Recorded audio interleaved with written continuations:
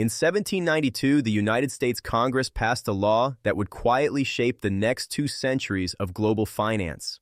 It was called the Coinage Act of 1792, and on the surface, it looked simple.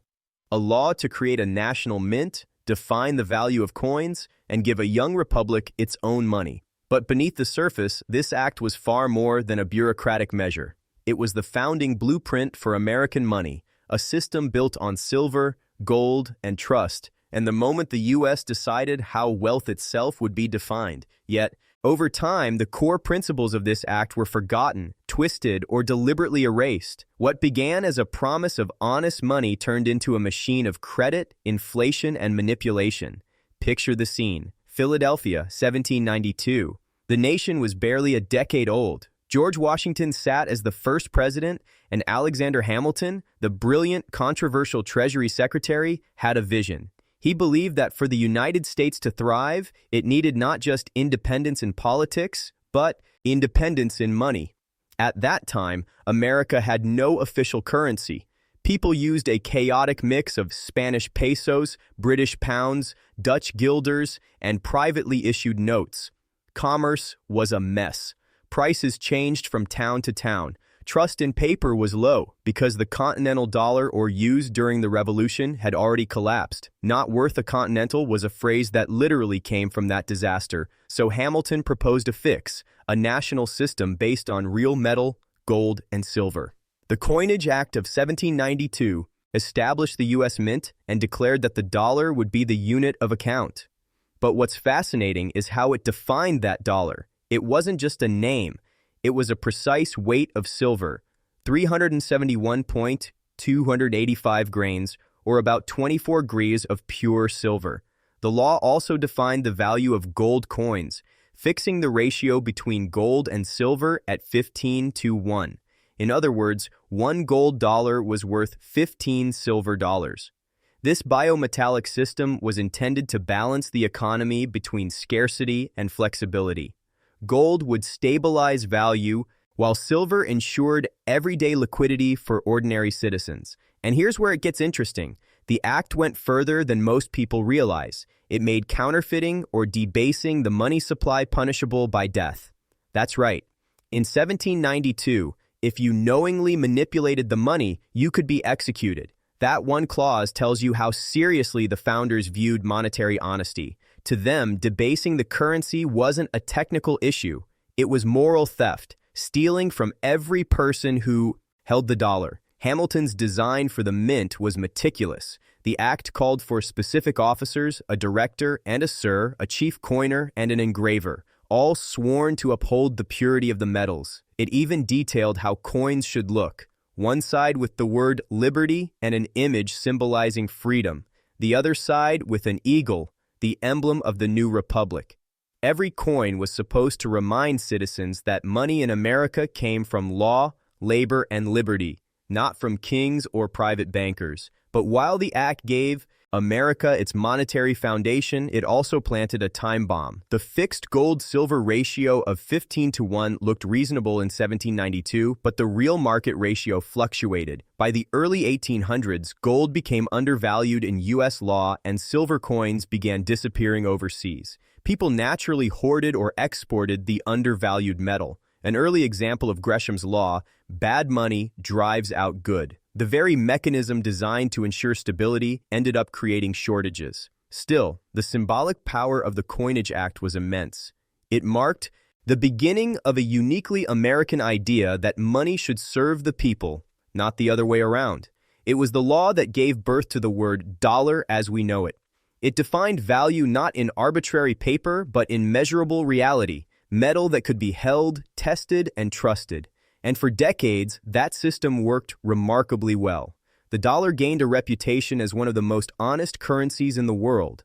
But as the country grew richer and more complex, that founding ideal started to erode. Wars, debts, and expansion made paper money tempting again. The Civil War would eventually force the government to issue unbacked greenbacks. Later, the Gold Standard Act of 1900 would simplify the system to gold only, abandoning silver. Then, in 1933, Franklin D. Roosevelt banned Americans from owning gold altogether. And finally, in 1971, Richard Nixon severed the last link between the dollar and gold.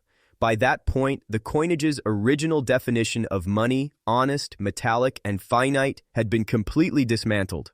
What's left today is a system Hamilton would barely recognize. The modern dollar is just a promise, an IOU backed not by metal, but by faith in government and the Federal Reserve. It's a currency that can be created with a few keystrokes, a far cry from the carefully weighted coins of 1792. The death penalty for debasement has long been replaced by policies that openly celebrated under the banner of monetary stimulus. And yet, if you look closely, echoes of that old system remain. The U.S. Mint still exists. Coins still bear the word liberty, but their metal value is symbolic, not intrinsic. A modern dime or quarter isn't worth even a fraction of its face value in metal. Inflation, once seen as moral corruption, is now considered healthy. In many ways, the Coinage Act of 1792 serves as both a monument and a warning. It reminds us that America's founders understood something that modern policymakers often ignore.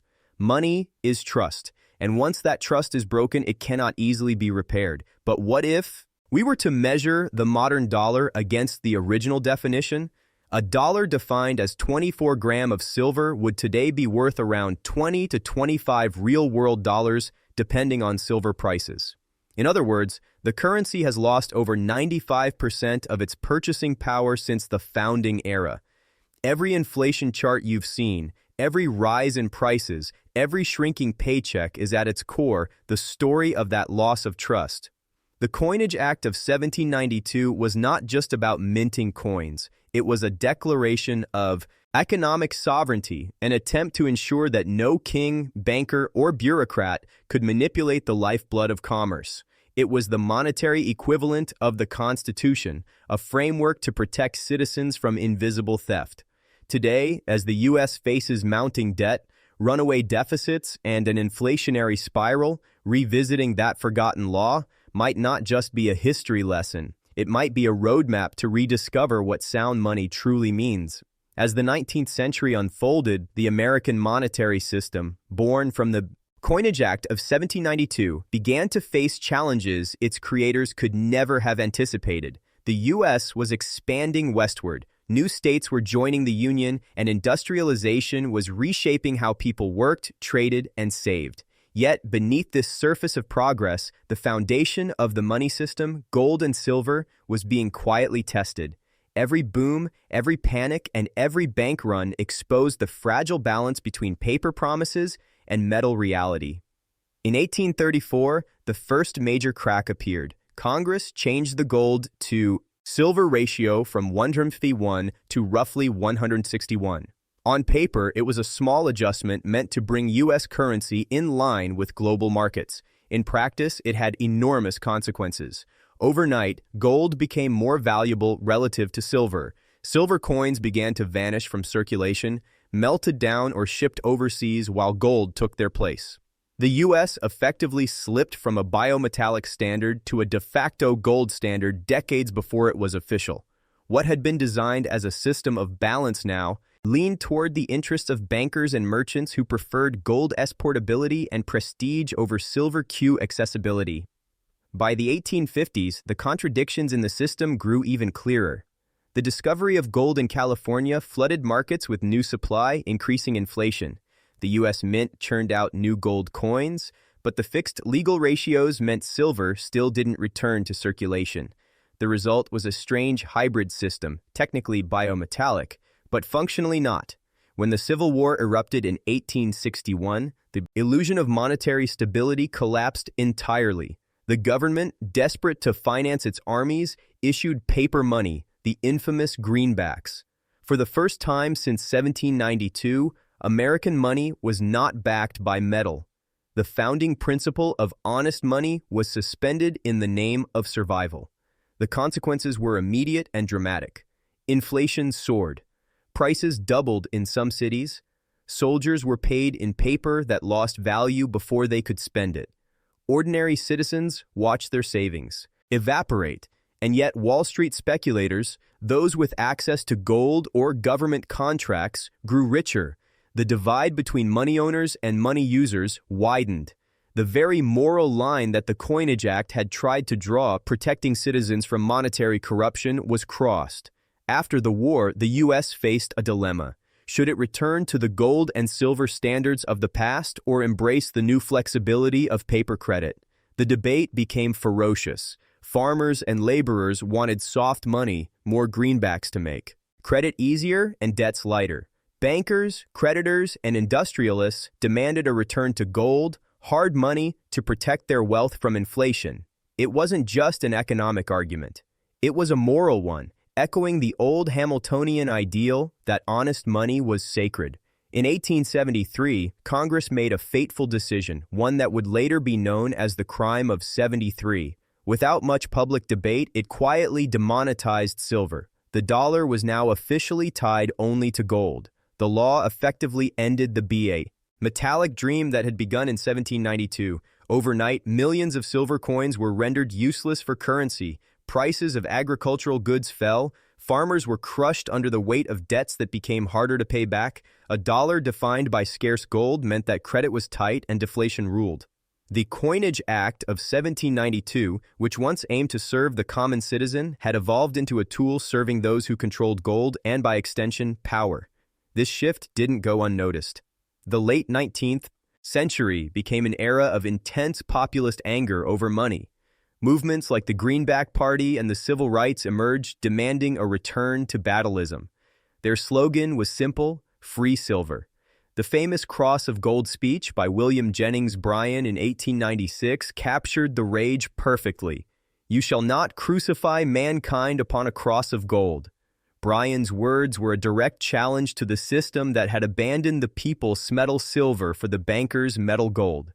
It was a moral echo of 1792, a cry for a return to monetary justice. But the gold standard held firm. By 1900, the U.S. officially confirmed gold as the sole basis for its money. The Coinage Act's original vision of a balanced system where both metals supported the economy was dead, and with it died the idea that ordinary citizens should have a direct link to the money they used.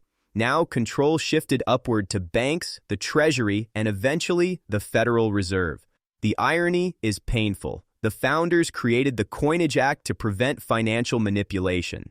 Yet by the 20th century, the very structure of money had become the most powerful form of manipulation. The ability to expand or contract credit, to peg or unpeg gold, to issue or withhold currency, all became tools of political and financial strategy.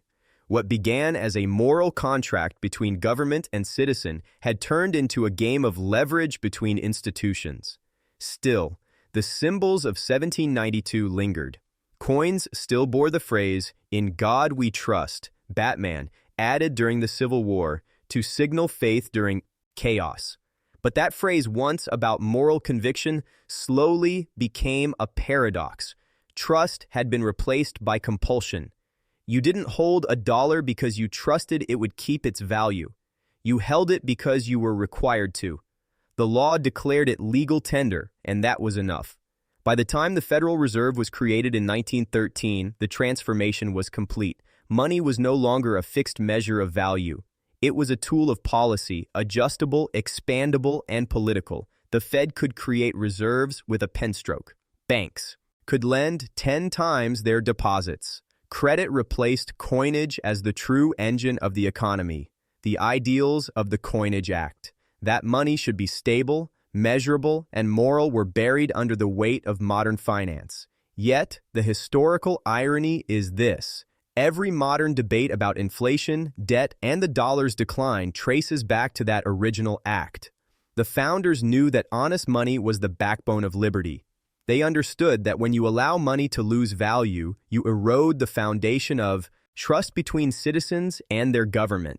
In a sense, the Coinage Act of 1792 was America's first firewall against tyranny, because whoever controls money controls freedom. Today, when the Federal Reserve prints trillions or inflation quietly robs savings, it's not just an economic event, it's a betrayal of the founding principle. The death penalty for debasement may be gone, but the crime itself continues in slow motion through policy instead of forgery. If Hamilton and Washington could see the modern system, fiat currency, endless debt, and speculative finance, they would recognize the same danger they tried to outlaw.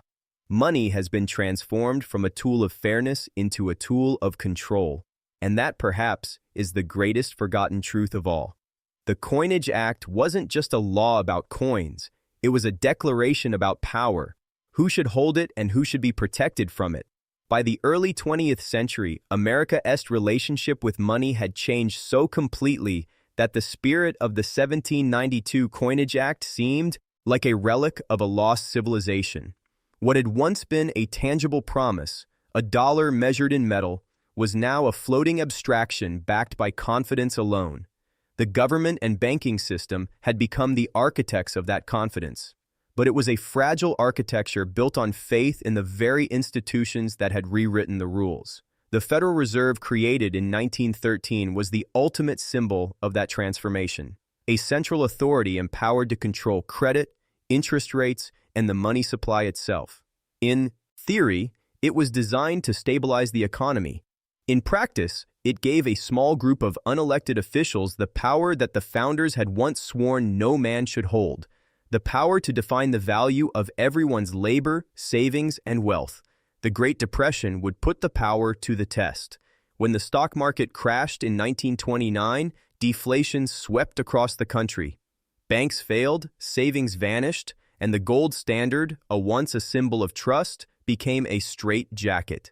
People hoarded gold because it was the only form of money they trusted. But that created a paradox. The more people clung to gold, the less the system could function. The government needed spending and liquidity, but all the real money was being hidden under mattresses. In 1933, President Franklin D. Roosevelt made a shocking move. He ordered all citizens to turn in their gold coins and certificates to the government in exchange for paper dollars. Private ownership of gold was now illegal. The very metal that the founders had used to anchor freedom was now contraband. The Coinage Act of 1792 had declared death the punishment for debasing money. In 1933, the government had done something even more audacious, and it redefined what money was. Gold coins that had circulated for over a century were withdrawn. The dollar's link to gold was severed domestically, and the official price of gold was raised from $20.67 to $35 per ounce, or effectively devaluing the dollar overnight. The average citizen's savings were instantly worth less, while the government's gold reserves were worth more. It was in effect a transfer of wealth from the people to the state, all executed through a quiet redefinition of money itself. This marked a profound moral shift. The founders had believed that sound money was essential to protect the public from government abuse. Roosevelt's move, though perhaps necessary in crisis, set a precedent. The government could now change the rules of money whenever it deemed fit. It could compel surrender, adjust value, and redefine fairness. The old logic of the Coinage Act, that money should be beyond manipulation, was officially dead. But the transformation didn't stop there. After World War II, the United States emerged as the new global financial leader. The 1944 Bretton Woods Agreement cemented the dollar's dominance by tying it to gold and making other currencies dependent on it. On paper, the US dollar was as good as gold. In reality, it was backed by the political and economic might of the United States. The dollar had replaced gold as the foundation of global trust. Yet beneath this confidence lay the same contradiction that haunted every paper system. The supply of promises was growing faster than the supply of gold to back them. Through the 1950s and 1960s, America printed more dollars to finance its military ambitions and welfare programs, while foreign governments accumulated those dollars and began demanding gold in return. By the late 1960s, the U.S. was bleeding gold reserves. The French famously sent a warship to New York to retrieve its gold holdings, a dramatic symbol of waning trust in the dollar's promise. The U.S. faced a dilemma eerily reminiscent of the old biometallic crisis: too many claims on too little metal. Then came 1971, the year that buried the last remnant of the Coinage Act's vision. President Richard Nixon announced that the U.S. would temporarily suspend the dollar's convertibility into gold. It was supposed to be a short-term emergency measure. Instead, it became permanent. The dollar became a pure fiat currency, money backed by nothing but trust and government decree. With a single announcement, nearly 180 years of American monetary tradition were erased. From that moment forward, money was no longer a store of value. It was a tool of policy. The Federal Reserve could create it at will. Governments could spend without metal restraint, and banks could lend exponentially more than they held. The foundation of the Coinage Act, that a dollar was defined by weight, purity, and honesty, had been inverted. Now money was defined by the needs of the state, not the rights of the citizen. And yet, the illusion of stability persisted. People continued to work, save, and invest, believing the dollar would always retain its worth. Inflation was gradual enough that most didn't notice how their purchasing power eroded year after year. But over the decades, the compounding effect of this silent theft became undeniable. The dollar of 1792, a hard, measurable promise, had become a soft, shifting idea. A worker in 2025 must earn dozens of paper dollars to match the buying power of a single 1792's worth of silver. The promise of sound money had not just been broken, it had been forgotten. Still, the ghost of 1792 lingers in subtle ways. The mint still produces coins, though they're largely symbolic. The dollar still claims continuity with its past, though the connection is spiritual at best, and the debate over what money should be, whether hard, digital, decentralized, or controlled, still echoes the old battles between Hamilton and Jefferson. The founders would recognize the same fundamental tension, the eternal struggle between those who want money to serve the people and those who want it to serve power. Today's debates about central bank digital currencies, inflation targeting, and fiscal stimulus are just modern expressions of that ancient question. Every new financial innovation, from quantitative easing to cryptocurrency, forces us to revisit the principles first laid down in 1792. Is money a tool of the state or a measure of freedom? Should it be manipulable or immutable, fair or strategic? The answers perhaps will define the next century as clearly as the Coinage Act defined the first, because in the end, all economic systems, whether they use gold, paper, or code, rise and fall on trust. And once that trust breaks, the collapse is never just financial, it's moral. The legacy of the Coinage Act of 1792 is more than a story of old coins and forgotten laws. It is a story about the soul of money itself. At its heart, the act represented a contract, a promise that what you earned, saved, and exchanged had real meaning, defined by something beyond politics or power. Every later change to that foundation, from paper notes to fiat currency to digital money, has tested how far society can stretch that promise before it snaps. When you look back at the debates that shaped the Coinage Act, you see something profound. America's founders feared inflation more than taxation. They saw the debasement of money as a form of theft, subtle, silent, and devastating. Inflation was not merely an economic phenomenon. It was a moral one. It punished prudence and rewarded excess. It eroded savings, destabilized contracts, and shifted wealth from workers to debtors, from citizens to governments. The founders knew that when money loses meaning, trust collapses soon after. For more than a century, that principle guided the U.S. economy.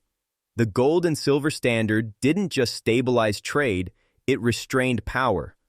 Politicians could not spend recklessly because they couldn't print gold. Banks couldn't inflate credit beyond their reserves. Savers knew their money would hold its worth. There was balance and with it accountability.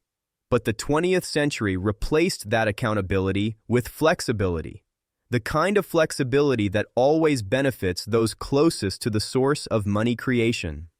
When the Federal Reserve expands its balance sheet, when governments run trillion-dollar deficits, or when commercial banks multiply credit through leverage, the first recipients of new money gain the most.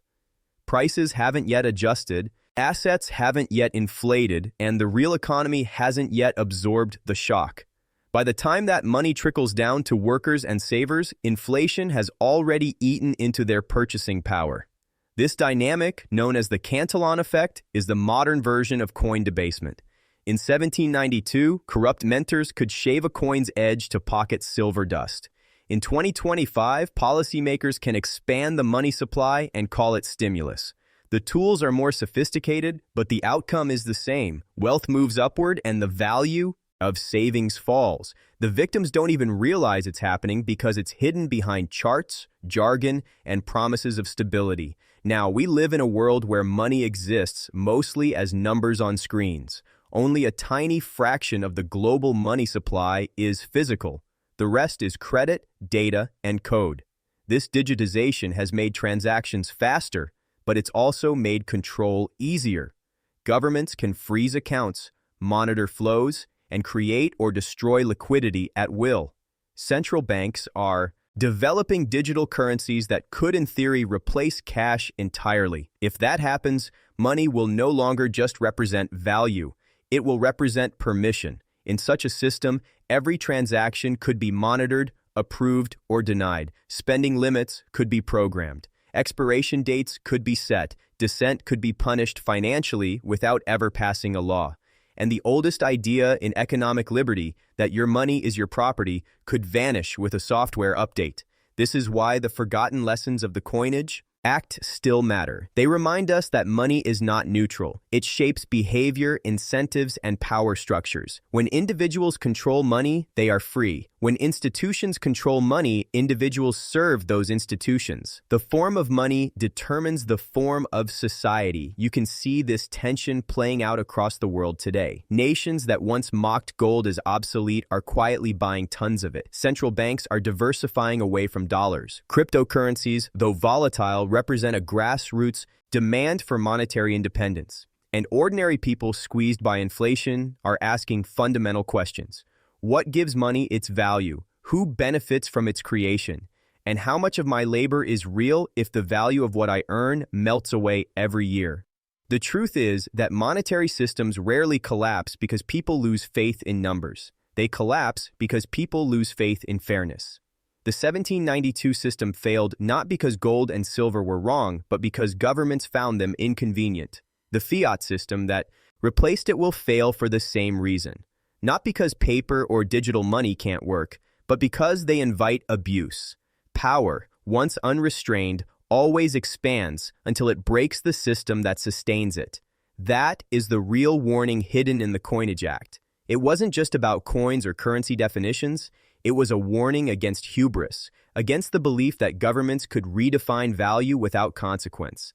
Every empire that has tried has learned the same lesson. Rome diluted its silver. France printed its segments. Why Germany ran its presses. Each believed it could control outcomes with clever policy. Each collapsed when trust evaporated. So what does that mean for us today? It means the story isn't over. The next chapter of money is being written right now in the policies of central banks, in the architecture of digital currencies, and in the decisions of people like you, whether you save, invest, or opt out of the system entirely. The principles of 1792 still whisper across the centuries. Money must be real, measurable, and honest. Otherwise, it will become a weapon. When the founders wrote the Coinage Act, they probably didn't imagine a world of algorithms and high-frequency trading, but they would understand the stakes. They knew that once money serves politics instead of the people, collapse is inevitable. It may take decades. It may disguise itself as progress. But the end is always the same. Wealth concentrates, trust erodes, and value disappears. And maybe that's the most uncomfortable truth of all. The failure of modern money won't come from technology or economics. It will come from forgetting what the founders already knew.